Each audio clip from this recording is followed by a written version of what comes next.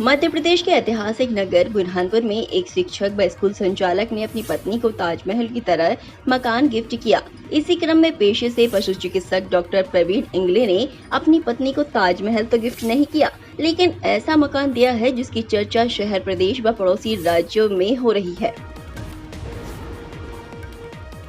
दरअसल आपको बता दें, बुरहानपुर शहर कर्क रेखा पर स्थित है, जिसके चलते यहाँ गर्मियों के मौसम में पारा 45 डिग्री के पार पहुँच जाता है। हर साल गर्मी में यहाँ 5 साल पहले निर्मित हुआ यह थर्माकोल का मकान सुर्खियों में आ जाता है।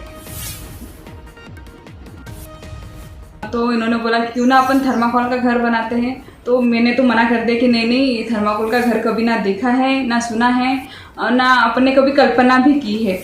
तो इन्होंने बोला नहीं, कुछ नया करना है, कुछ यूनिक करना है, अपन तो बनाएंगे, तुझे अच्छा लगा तो ठीक है, नहीं तो फिर अपन मैं तुझे अलग सा एक नॉर्मल घर बना के जो बनता है वैसे दूंगा।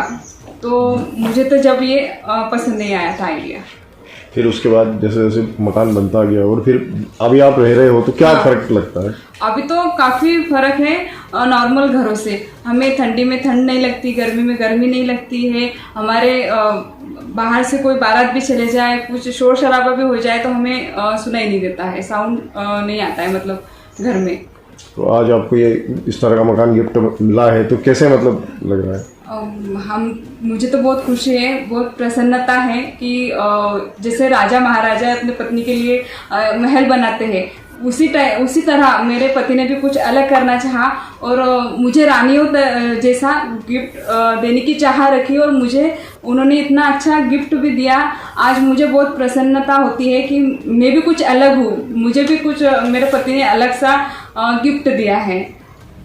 क्या नाम आपका? श्रीमती सोनाली प्रवीण इंगले। पशु चिकित्सक डॉक्टर प्रवीण पाटिल ने रशियन तकनीक से बनने वाले थर्माकोल से अपने मकान का निर्माण करवाया है और अपनी पत्नी को गिफ्ट किया है। मकान में थर्माकोल का उपयोग किया गया है, जिसके चलते गर्मी के मौसम में यहाँ अधिक गर्मी नहीं होती और सर्दी के मौसम में अधिक सर्दी नहीं होती।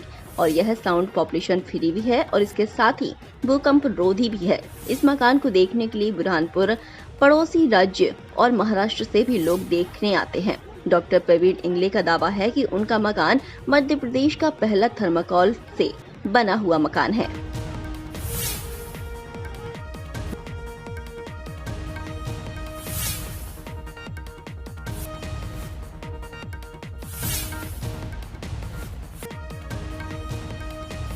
बचपन में थर्माकोल के प्रोजेक्ट बनाते थे, उसके देखते थे कि कैसे उसकी कंस्ट्रक्शन और उसमें डिज़ाइनिंग भी यूनिक सी हो जाती है।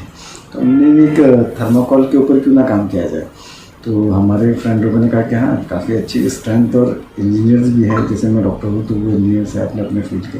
उन लोगों ने सजेस्ट किया, उसमें महत्वपूर्ण रोल हमारे engineer friend doctor Pranav Patidar ने दिया और उनकी धर्मपत्नी अपेक्षा पाटीदार, दोनों ने भी हमारे को फैमिली जैसे दोनों में ही कंबाइन मिलकर काम किया, इस पर वर्कआउट किया और इस प्रोजेक्ट को एक नई दिशा, एक नया आयाम दिया। तो कितने स्क्वायर फीट में बना है ये मकान? ये मकान लगभग 2800 स्क्वायर फीट में बना हुआ है। और कितना इसको खर्च लगा और इसका रॉ मटेरियल कहाँ से आया? इसको खर्च तो सर उस टाइम पे क्योंकि पहला घर था, पहले किसी चीज़ को करने में और मटेरियल लाने में बहुत खर्चा लगता है, तो इसकी लागत 55 से 60 लाख रुपए आई। और इसको मटेरियल आया चाइना से, फिर इटालियन मैश का उसके ऊपर बारीकी से काम किया गया और ये सारा वर्कआउट हुआ। मुंबई से ट्रांसपोर्टेशन बुरहानपुर लाना, जैसे कि इतिहास रहा है कि ताजमहल क्यों नहीं बन पाया, क्योंकि मार्बल यहाँ पर ट्रांसपोर्टेशन की प्रॉब्लम रही थी।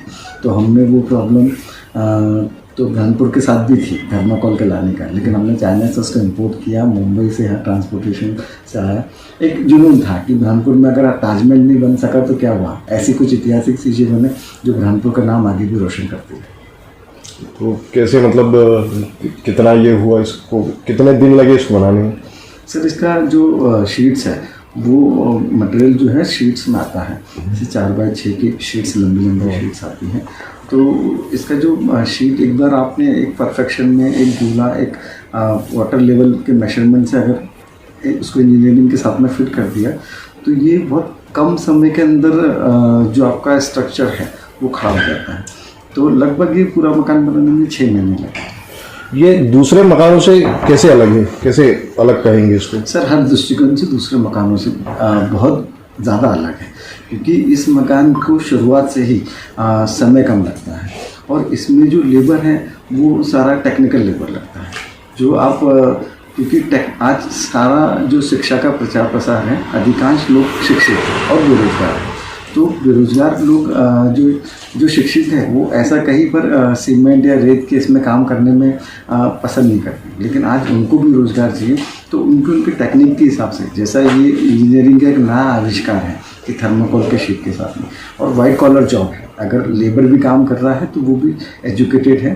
तो एक उस दृष्टिकोण से वो अलग हो गया कि शिक्षित बेरोजगारों के लिए रोज़गार हो गया। दूसरी बात टेम्परेचर के रूप में भी अलग हो गया, टेम्परेचर से भी प्रोटेक्ट कर रहा, क्योंकि बुरहानपुर ने ठंड और गर्मी दोनों का प्रकोप देखा और वो बहुत ही ये टेक्निक के साथ हम इसको कंट्रोल कर सकते हैं।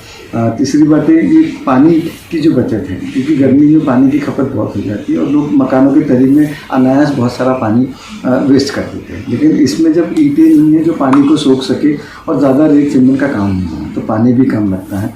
उसके बाद घर बनने के बाद में जो इलेक्ट्रिसिटी की बचत होती है वो तो बिल्कुल आप उसको कहेंगे कि एक वरदान ही है ये। किस तरह से इलेक्ट्रिसिटी की बचत होती है? सर इलेक्ट्रिसिटी की बचत इस प्रकार से होती है कि आपको यहाँ पर फैन, एसी जो अपने आप को ठंडा करने के लिए जो आता है और ठंडियों में जो हीटर लगाने की आवश्यकता पड़ती है, ये किसी चीज़ों की आवश्यकता है पड़ती है। आप बिल्कुल रूम टेम्परेचर को महसूस करेंगे तो वो बिल्कुल इलेक्ट्रिसिटी की बचत होती है।